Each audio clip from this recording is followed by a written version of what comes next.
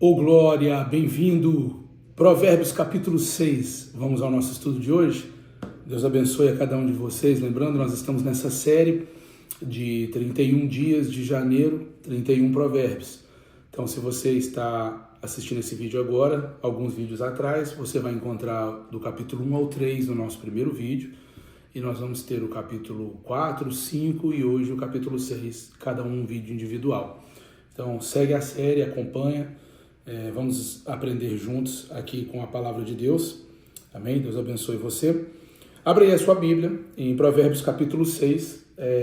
A gente não lê todo o capítulo por causa do tempo, até para que não tome muito tempo. E o nosso objetivo é que a gente venha tirar algum aprendizado, direcionamento, alguma chave, alguma coisa que nós possamos aplicar na nossa vida no dia de hoje, que seja prática e que seja como nosso devocional, algo que possa nos direcionar a viver hoje melhor do que vivíamos ontem. Amém? Então abre aí em Provérbios capítulo 6, a palavra de Deus no livro das Sabedorias de Salomão vai nos trazer alguns ensinamentos aqui. Eu queria começar com você lendo essa primeira etapa do versículo 1 ao 5. Vamos comigo. Meu filho, se você ficou por fiador do seu próximo e se comprometeu com um estranho, está errado com as palavras da sua boca e ficou preso pelo que você falou. Agora, meu filho, faça o seguinte, para se livrar, pois você caiu nas mãos dessa pessoa. Vá, humilhe-se, importune o seu próximo, não se deite para dormir, não dê descanso aos seus olhos, livre-se como a gazela das mãos do caçador e como a ave das mãos do passarinheiro.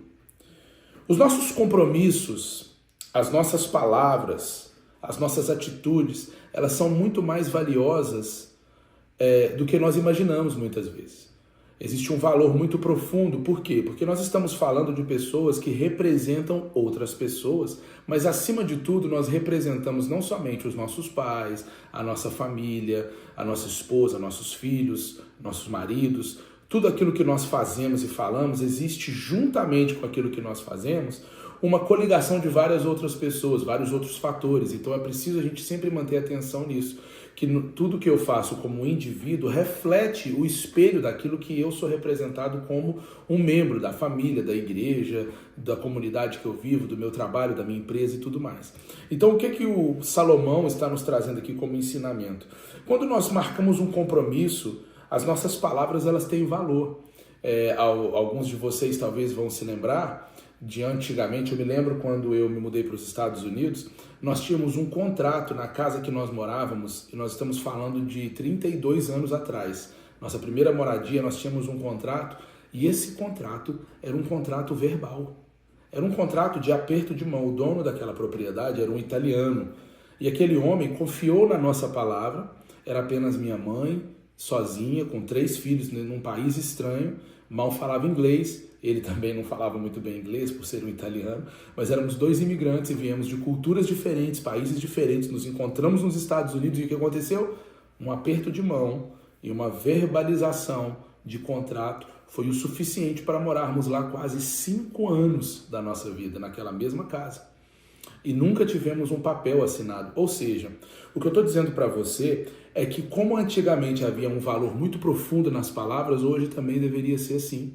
Nós precisávamos dar esse valor aos nossos compromissos e às nossas palavras. E como que ele vai ensinar a gente a fazer isso? Quando nós representamos a Deus, que é justo, perfeito, fiel e que não mente, e que honra a sua palavra, que não encontrou ninguém para que ele pudesse usar o nome para jurar, ele jurou por si próprio, dando valorização àquilo que ele faz. Deus, ele nunca volta atrás naquilo que ele fala. Ele não se arrepende, ele sempre cumpre a sua palavra. Então, como nós somos representantes de Deus, que ele está nos ensinando aqui, não dê descanso aos seus olhos. Não pare enquanto você não cumprir com aquilo que você colocou como compromisso. Estar sempre firmado, sendo fiel, usando da fidelidade.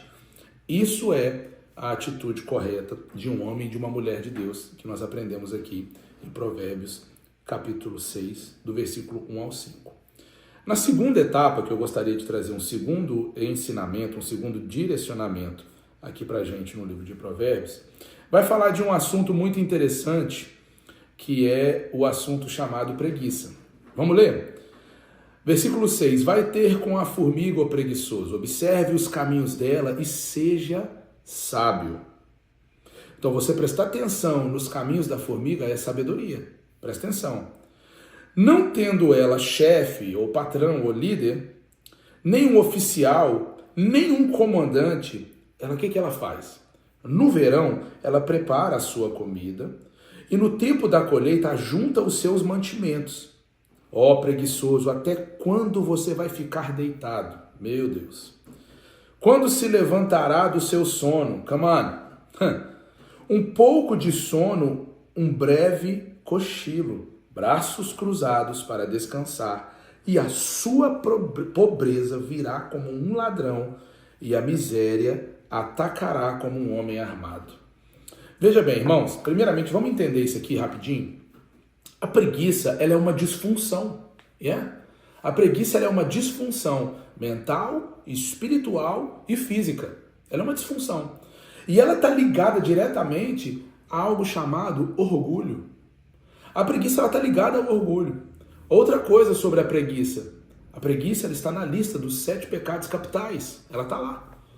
Então veja bem, quando nós já começamos a trazer essa clareza, nós começamos a entender que a preguiça não é algo legal. Não é algo bom.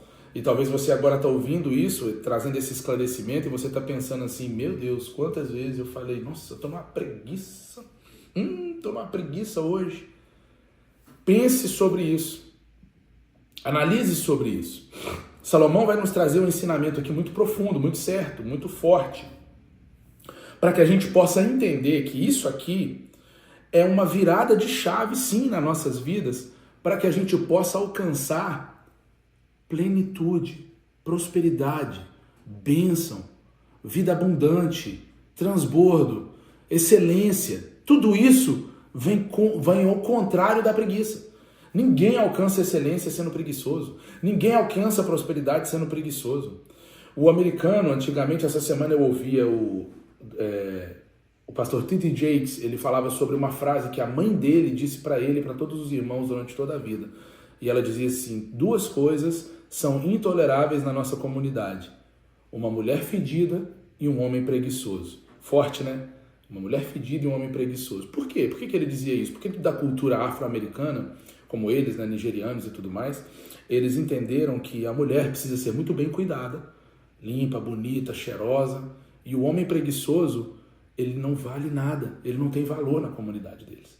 Então veja que o resultado do pastor T.D. Jakes é absurdo, por causa desses princípios que ele traz consigo. Então que nós possamos hoje trazer princípios como esse. Então vamos lá. A preguiça é a fonte para a derrota e para a destruição. A preguiça ela é uma paralisia mental que alimenta o desânimo, a irresponsabilidade, enfim, alimenta a paralisia, eu falo a paralisia mental mesmo, a paralisia de desenvolvimento, alimenta a falta de compromisso, a preguiça alimenta o atraso, a irresponsabilidade, enfim, irmãos, estão tantas coisas que são alimentadas pela preguiça que é bom a gente olhar isso com olhos clínicos e entender isso. São todos esses sintomas que são bem explanados no texto e que vem vindo aqui junto do texto a advertência contra ele, só que existe um contrário da preguiça. E o contrário da preguiça é o que? Seria a diligência, os compromissos, a disposição, a responsabilidade, a fidelidade, a integridade, né? O comprometimento, tudo isso vem seguido do contra, como nós usamos o antídoto contra a preguiça. Legal? Então que hoje nós possamos ter aqui, do versículo 6 ao 11, esse aprendizado, esse direcionamento para as nossas vidas. E eu vou encerrar com vocês nessa outra etapa, nessa terceira etapa, que ele vai falar sobre a advertência contra a maldade, que é do versículo 12 ao versículo 19.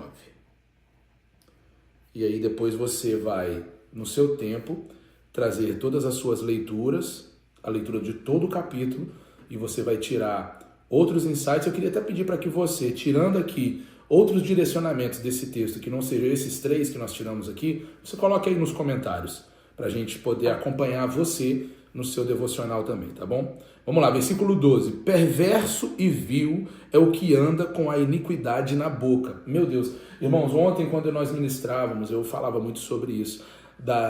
No capítulo anterior, no capítulo 5, nós descobrimos que a mulher imoral, ela deixa muito claro que a sua imoralidade, ou eu até abri mais, porque é óbvio que isso precisa ser aplicado em todas as áreas da vida, de que a forma de você identificar se uma pessoa não é legal para que você caminhe com ela, se essa pessoa que você anda com ela, se esse grupo, esse time, essa mesa, essas pessoas que você tem comunhão com elas, elas têm imoralidade na sua boca, você precisa se afastar dessas pessoas.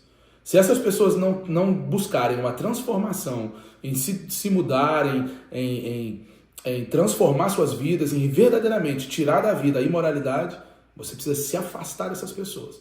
Porque a imoralidade, aos olhos de Deus, é a segunda vez que nós estamos lendo aqui no capítulo, que a imoralidade da boca é um alerta muito forte para você já descobrir quem é essa pessoa que você está andando. Então vamos lá. Ele começa essa sessão no versículo 12 dizendo: perverso e vil é o que anda com iniquidade na boca. Meu Deus.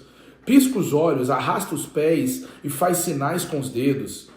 No seu coração, você está vendo que Provérbios é muito assertivo, né, irmão? Pelo amor de Deus, versículo 13, pisca os olhos, arrasta os pés e faz sinais com os dedos. No seu coração há perversidade, está sempre planejando o mal e semeando discórdias. Olha isso, olha aí, os indicadores das pessoas que você precisa se afastar delas.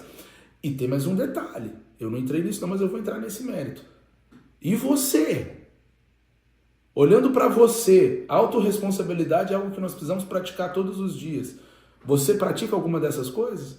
Você precisa hoje se livrar de algumas dessas coisas? Vamos lá. Versículo 15. Por isso, a sua destruição virá repentinamente, de um momento para o outro. Ficará irremediavelmente arruinado. Ó, tudo isso aqui que nós falamos até agora, está sendo aqui bem claro de que não tem como subsistir, precisa ser eliminado, precisa ser tirado da nossa vida, beleza? Agora vamos encerrar com isso aqui, ó. Vamos lá, versículo 16, vem comigo. 6 coisas o Senhor Deus odeia. Deus odeia 6 coisas que eu vou falar aqui com você. Mas a 7ª coisa, ele não odeia não, ele detesta, ele abomina, ele considera como maldição. Então vamos ler quais são? Primeira, olho cheio de orgulho. Come on. Olhos cheio de orgulho. Segundo, língua mentirosa. Come on. Quem fala mentira, irmão? Pelo amor de Deus.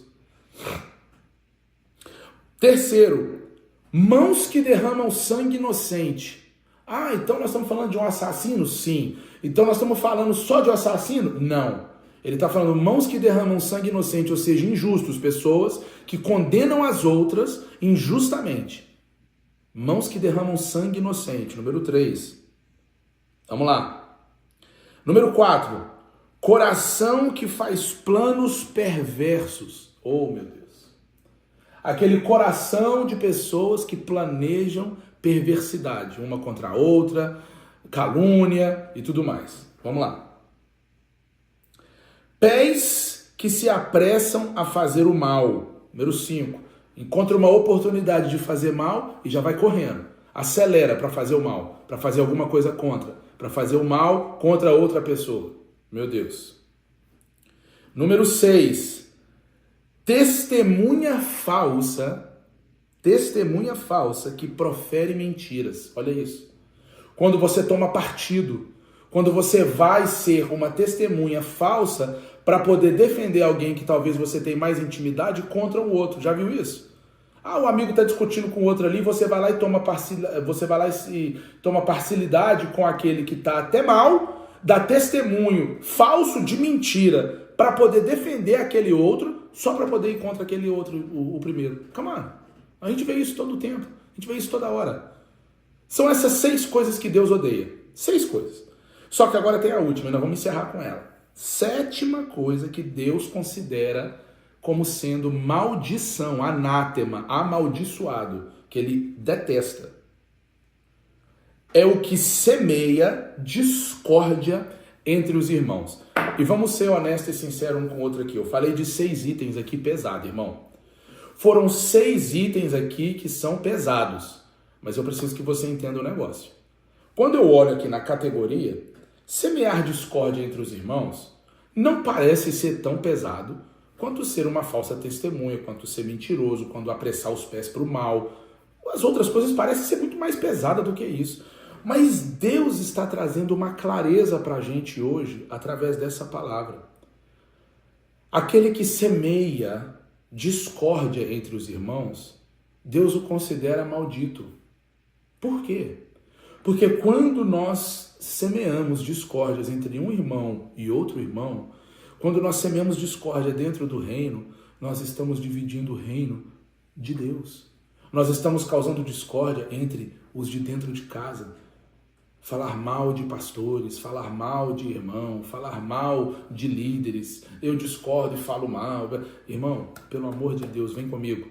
Nós estamos vivendo um tempo em que esse ano que nós estamos nos preparando para viver o melhor ano da nossa vida, o ano mais próspero, o ano de provisão, o ano de porta aberta, nós precisamos estar alinhados com a vontade de Deus para viver o extraordinário. Ninguém vive o extraordinário fazendo mediocridade. É mediocridade. Então ele está ensinando a gente hoje prática, para que nós possamos ter uma vida abundante, uma vida transbordante, uma vida excelente, uma vida, enfim, a vida que o Senhor Jesus prometeu. Você já reparou que eu falo muito disso? Porque existe uma promessa de Deus sobre as nossas vidas. E a promessa de Deus sobre as nossas vidas é que nós tenhamos vida e vida em abundância. Não é uma vida qualquer, não é uma vida medíocre, não é uma sobrevivência. Nós somos chamados para ter vida em abundância. Então vamos lá. O vil, ele tem todas as suas características bem aguçadas e é fácil de discernir quem ele é. O maldoso é fácil de discernir, olha aí a lista. 7 coisas que você olhar assim, você vai encontrar em algumas pessoas aí que talvez está caminhando bem pertinho de você. Então é bom que você se afaste. Afaste do maledicente e seja aquele que traz paz o tempo todo, que traz acordo, que traz comunhão, que traz concordância, que traz união. Esse é o seu papel como cristão. Nós temos um ministério. Nós todos temos um ministério. E o nosso ministério é o ministério da reconciliação. 2 Coríntios, capítulo 8, se eu não me engano. Leia lá. Paulo vai falar assim, todos nós fomos chamados para um ministério. Ah, eu não tenho chamado, eu não tenho ministério. Tem. A Bíblia diz que todos fomos chamados para o ministério da reconciliação. Então, esse é o nosso trabalho. Reconciliar um ao outro, não causar discórdia. Amém? Afaste-se do maledicente. Seja o que traz sempre paz. Veja bem, irmãos, a discórdia entre os irmãos é a casa que se divide. E um reino dividido, ele não subsiste. Sejamos nós hoje pessoas que traz a concordância, a união, a comunhão e a bênção da parte de Deus. Amém? Que Deus abençoe sua vida, sua família, que você leia o restante desse provérbio e coloque aí nos comentários as chaves e todos os seus aprendizados, os direcionamentos que Deus está te dando através desse capítulo. E nos vemos no próximo vídeo, capítulo 7, amanhã. Não perca. Deus abençoe.